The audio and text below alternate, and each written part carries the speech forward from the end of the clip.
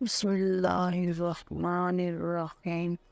السلام علیکم ناظرین، سیرت النبی صلی اللہ علیہ وآلہ وسلم۔ عنوان: جنات سے ملاقات۔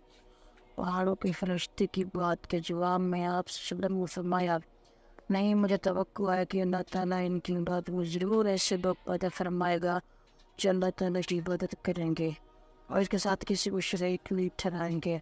اس پر پہاڑوں کے فرشتے نے جواب دیا، اللہ تعالیٰ جیسا آپ صلی اللہ علیہ وسلم کو نام دیا ہے، آپ صلی اللہ علیہ وسلم حقیقت میں رؤوف الرحیم ہے، یعنی بہت معاف کرنے والے اور بہت رحم کرنے والے ہیں۔ طائف کے اسی سفر سے واپسی پر 9 جنوں کا آپ صلی اللہ علیہ وسلم کے پاس سے گزر ہوا۔ وہ نصیبین کے رہنے والے تھے، یہ شام کی ایک شہر کا نام ہے۔ آپ صلی اللہ علیہ وآلہ وسلم اس وقت پڑھ رہے تھے، نماز پڑھ رہے تھے۔ جنات نے آپ صلی اللہ علیہ وسلم کی قرات کی آواز سنی تو اسی وقت مسلمان ہو گئے۔ پہلے وہ یہودی تھے۔ طائف سے واپسی پر آپ صلی اللہ علیہ وآلہ وسلم مکہ میں داخل ہوئے تو حرم میں آئے اور بیت اللہ کا طواف فرمایا۔ اس کے بعد گھر تشریف لے گئے۔ ادھر 9 جن جب اپنی قوم میں گئے تو انہوں نے باقی جنوں کو آپ صلی اللہ علیہ وسلم کے بارے میں بتایا۔ چنانچہ وہ سب کے سب مکہ پہنچے۔ انہوں نے ہجون کے مقام پر قیام کیا اور ایک جن نے آپ صلی اللہ علیہ وسلم کی خدمت میں بھیجا۔ اس نے آپ صلی اللہ علیہ وسلم سے عرض کیا، میری قوم ہجون کے مقام پر ٹھہری ہوئی ہے، آپ صلی اللہ علیہ وسلم وہاں تشریف لے چلیے۔ آپ صلی اللہ علیہ وسلم نے اس سے وعدہ فرمایا، آپ صلی اللہ علیہ وسلم رات میں کسی وقت ہجون آئیں گے۔ ہجون مکہ کے قبرستان کا نام تھا۔ رات کے وقت آپ صلی اللہ علیہ وسلم وہاں پہنچے۔ حضرت عبداللہ بن مسعود آپ صلی اللہ علیہ وسلم کے ساتھ تھے۔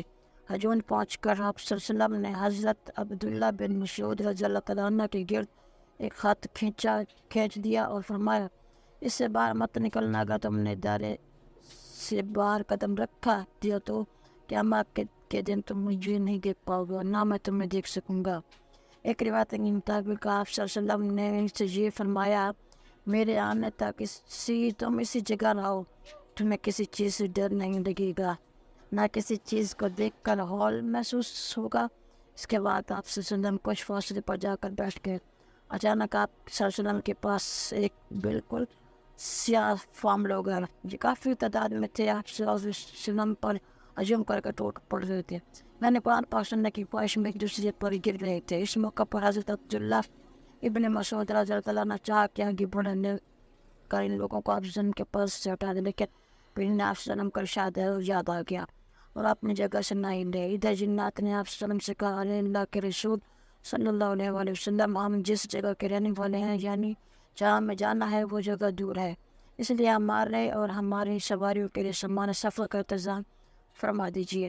جواب میں آپ صلی اللہ علیہ وسلم نے ارشاد فرمایا، ہر وہ اڈے جس پر اللہ کا نام لیا گیا ہوں جب تمہارے ہاتھ میں پہنچے گی تو پہلے سے زیادہ پر گوشت ہو جائے گا، اور یہ نیند اور گوبر تمہارے جانوروں کا چارہ ہے۔ اسی طرح جنات آپ صلی اللہ علیہ وآلہ وسلم پر ایمان لے آئے۔